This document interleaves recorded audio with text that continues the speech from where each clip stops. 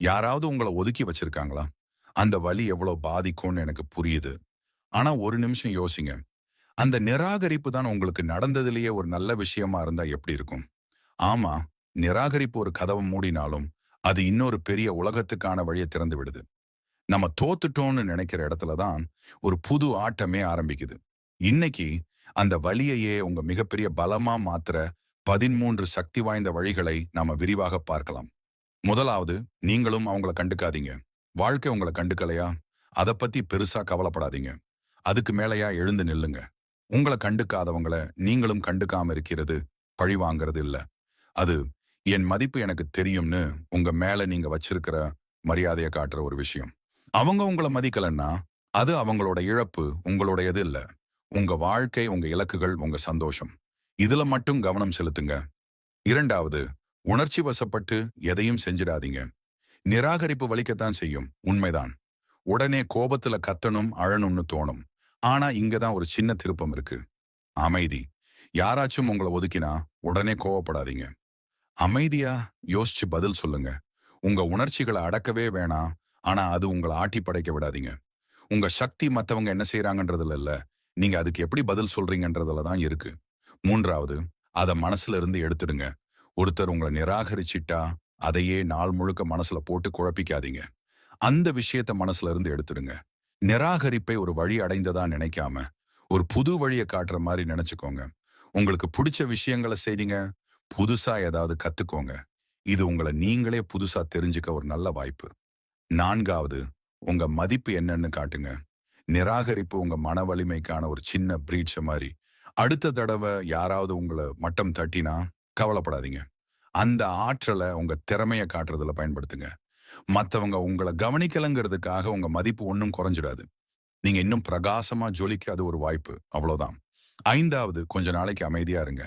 சில நேரங்கள்ல நம்ம மௌனம் தான் சிறந்த பதிலா இருக்கும். இது ஒரு தந்திரம் கிடையாது. உங்க சக்திய நீங்களே திரும்பப் பெறுவதற்கான ஒரு வழி.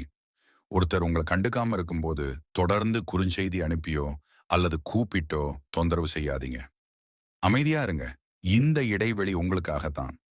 உங்க சந்தோஷம் மத்தவங்க கையில இல்லன்னு நீங்க புரிஞ்சுக்க இது உதவும். 6வது, அவங்க நினைச்சது தப்புன்னு நிரூபிங்க. இது மத்தவங்களுக்காக இல்ல, முழுக்க முழுக்க உங்களுக்காக. உங்க திறமைய யாராவது சந்தேகப்பட்டா, அந்த திறமைய இன்னும் பல மடங்கு வளர்த்துக்கோங்க. அமைதியா உங்க செயல்கள்ல ஜெயிச்சு காட்டுங்க. உங்க வளர்ச்சி தான் அவங்க கேள்விக்கு சரியான பதிலா இருக்கும். 7வது, வெளிய போய் சந்தோஷமா இருங்க. நிராகரிப்பு ஏற்பட்டா, வீட்டுக்குள்ளேயே முடங்கி கிடக்கத்தான் தோணும்.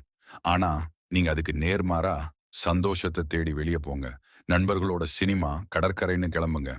புதுசா ஒரு பொழுதுபோக்க ஆரம்பிங்க. இந்த சின்ன சின்ன சந்தோஷங்கள், நீங்க ஒரு நிராகரிப்ப விட ரொம்ப பெரிய ஆளுன்னு உங்களுக்கு ஞாபகப்படுத்திக்கிட்டே இருக்கும். 8வது, உங்களுக்கான ஒரு மதிப்ப உருவாக்குங்க. இது மத்தவங்க முன்னாடி பெருசா காட்டிக்கிறதுக்கு இல்ல. உங்க மேல நீங்க கவனம் செலுத்துங்க. உடம்ப ஆரோக்கியமா வச்சுக்கோங்க. வேலையில முன்னேறுங்க. மத்தவங்களுக்கு உதவுங்க. இப்படி நீங்க வளரும்போது, உங்கள மதிக்கிற சரியான ஆட்கள் உங்கள தேடி வருவாங்க. இது புகழுக்கான தேடல் இல்ல. ஒரு சிறந்த மனுஷனா மாறுறதுக்கான ஒரு பயணம். 9வது, அவங்க அங்க இல்லாத மாரி நடந்துக்கோங்க. உங்கள யாராவது வேணும்னே கண்டுக்காம இருந்தா, அவங்களுக்காக உங்க ஆற்றல வீணாக்காதீங்க. அவங்கள பொருட்படுத்தாம உங்க வேலைய பாருங்க. ஒரு இடத்துல உங்கள மதிக்கிறவங்க யாருன்னு பார்த்து, அவங்க கூட போய் பேசுங்க. உங்க மன அமைதி தானே உங்களுக்கு முக்கியம். 10வது, உங்க பதிலா அமைதிய கொடுங்க. மௌனம் ஒரு சக்தி வாய்ந்த விஷயம். ஆனா, அத பழிவாங்க பயன்படுத்தாதீங்க. நீங்க அமைதியா இருக்கிற நேரத்த, உங்கள பத்தி நீங்களே யோசிக்க பயன்படுத்துங்க. இது ஏன் நமக்கு இவ்வளோ கஷ்டமா இருக்கு? ன்னு சிந்திச்சு பாருங்க. இந்த அமைதி உங்களை நீங்களே புரிஞ்சுக்க ரொம்ப உதவும். 11வது, கவனத்துக்காக ஏங்காதீங்க. உங்க மதிப்பு மத்தவங்க கவனத்துல இல்ல. அதனால அடுத்தவங்க நம்மள கவனிக்கணும்னு தேவையில்லாத விஷயங்கள் செய்யாதீங்க. உங்க வாழ்க்கையில கவனம் செலுத்துங்க. உங்க கனவுகள நோக்கி ஓடுங்க. நீங்க உங்க வாழ்க்கையில சந்தோஷமா இருந்தா, மத்தவங்க கவனம் உங்களுக்கு ஒரு பொருட்டாவே இருக்காது. 12வது, அன்பா இருங்க. ஆனா மனசளவுல கொஞ்சம் தள்ளியே இருங்க. உங்கள கண்டுக்காதவங்க கிட்ட கூட ஒரு புன்னகையோட அன்பா நடந்துக்கோங்க. ஆனா அவங்க கிட்ட இருந்து எதையும் எதிர்பார்க்காதீங்க. உங்க அன்பு ஒரு பரிசு, ஒரு வியாபாரம் இல்ல. இந்த மாரி மனசளவுல ஒரு சின்ன இடைவெளி வச்சுக்குது. உங்க மனச காயப்படாம பாத்துக்கும்.